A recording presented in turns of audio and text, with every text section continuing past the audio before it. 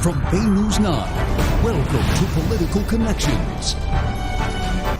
State lawmakers are trying to decide whether to cut Enterprise Florida and Visit Florida or axe them altogether. Is there any common ground to be had on the issue? We'll see after the break.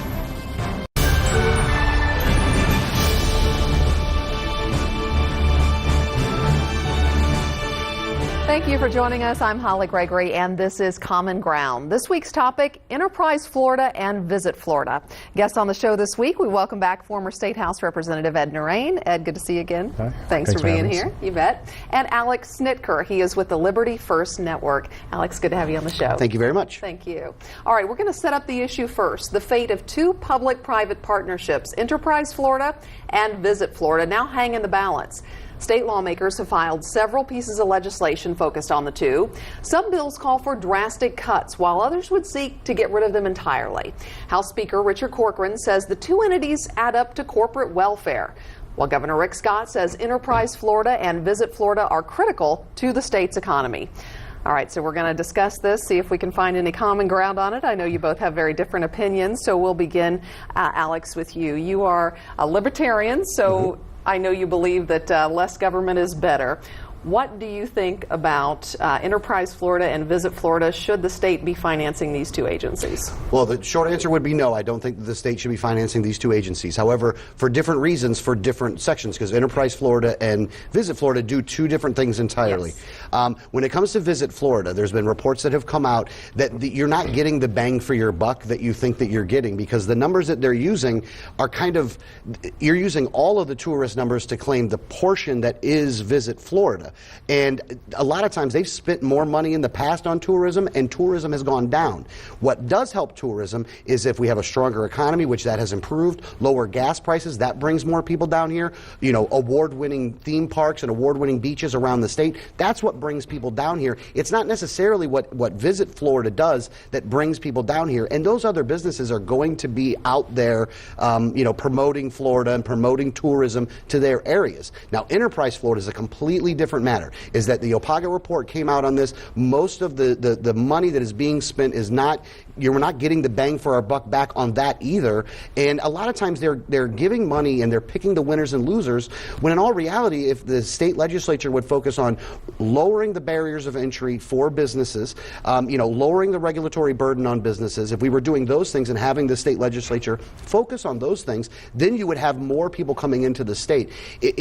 Don't get me wrong, when Rick Scott can go out there and do a ribbon cutting, that is a really good look on that, but they don't see the picture afterwards when that company pulls up and leaves. So to put your position very succinctly, you don't believe that this is a game the state ought to be in, I don't think. No, not at all. Even though I do think that within the private sector that Visit Florida would have a place, and I actually think this is one of the problems with Visit Florida is their business model is to go up to get money in Tallahassee. Well, that means you're getting it from all the businesses automatically via force, instead of having to actually get the buy-in from the business community by going around and collecting the money, by offering a good service from them. If you look at their website, it's actually a great example of this. If you go to places, there's golf courses that are actually no longer exist that are on their website. The local businesses actually just have this little logo where it just shows a part of Florida, because they didn't have to actually go to that business and get the information in order to put it on the site. Yeah, I think Tax Watch has shown a very small, if no, return on the investment through Enterprise Florida. All right, Ed, you have a different opinion here. Visit Florida is the tourism arm where the state funds bringing people to our state. That's the lifeblood of our state. Enterprise Florida being state money to attract corporations to relocate.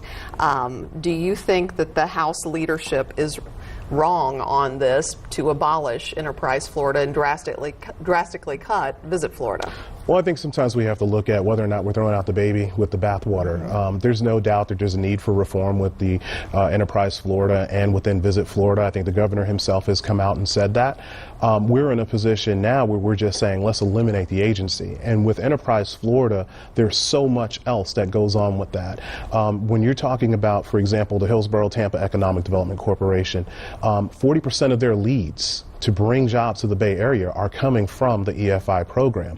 We no longer have the high urban income tax credit. We don't have enterprise zones anymore. We allowed these things to sunset over the last couple of years, so local communities, governments don't have those tools needed to go out there and ask businesses to come to Florida.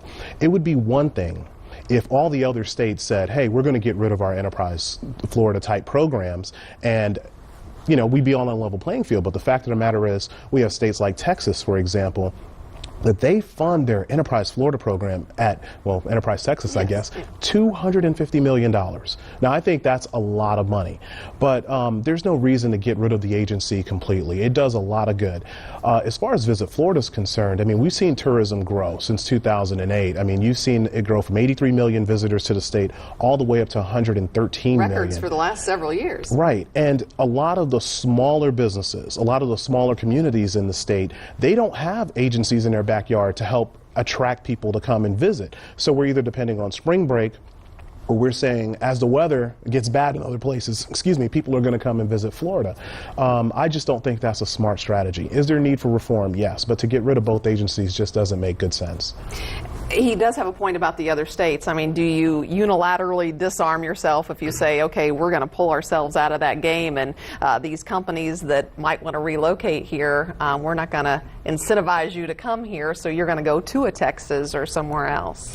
No, I actually think there is definitely a role within the legislature. It is doing their jobs. And I think that by having these programs, it takes away the focus on what the legislature should be doing. Again, lowering the barrier of entry, lowering the taxes that people have to pay, making it easier for small businesses to actually grow, making sure we have a good education system, making sure that we have proper law enforcement, that we're funded at the levels that we need to be for law enforcement. Right now, we are way understaffed when it comes to highway patrol. I think I'd rather see them spend the money on what I would consider to be a legitimate form of government and what people want when they come to Florida. They want to feel safe. They want to make sure that people are educated. They want to make sure that they're able to start a business and to launch their American dream here in the state of Florida. I think if you do that, Texas can spend $500 million and it ain't going to matter because Florida's doing the right things at the right time. And you don't need an advertising agency to do that because people are going to come down to Florida no matter what. It's a sunny place. I mean, not in the studio, obviously, but it's a very sunny place. We don't need it to be done by the government. I will say, though, and I will totally admit to this, that the private sector, there is a place for this within the private sector. But because they are going to the government to get the money, it takes away what their job should be, what their business model should be in order to get the buy-in from all these local businesses. Look, there's businesses that were in enterprise zones that didn't even know they were in enterprise zones. I mean, it doesn't need to be done through the government. And again, it makes it very easy as a good soundbite for the governor to use, but it just doesn't correlate. And there's no research that they can show where they can show the correlation between the two. At least there's no research that they've done where we've actually been able to see the methodology. There is methodology behind the research that has shown that this is not effective. Perhaps the only common ground we might find, assuming that these agencies don't go away, would be to reform them and to make them more transparent, to make their budgets, their salaries, their expenses, all of that disclosed publicly. Could you both agree on that? I would imagine so. Yeah, I mean, absolutely there's common ground there. When it comes to Visit Florida, though, we have to keep in mind just a 2% drop in their budget would result in millions of lost revenue to the state. I mean, every 76 visitors that come to the state of Florida equals one job. And we're no longer like the old Florida where people come to retire or just come to go to Disney.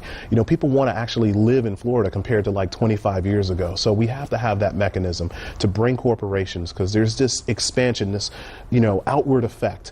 When a company moves here, you're bringing people here. Sometimes you create jobs here locally. Now people are able to buy houses, which means realtors are doing well. You got to have people to cut the lawn. You got to have people to supply all the services that people are used to having wherever they used to live before. So 1,000 people a day coming to Florida. We need these programs. All right, well, we will see where this goes now that it is going to be in the Senate's hands, faces a much tougher battle there to cut these programs. The governor's going to fight hard for it as well. So thank you both. Thanks to Ed Narain and Alex Snitker for joining me, and we will be back here next week with another Common Ground.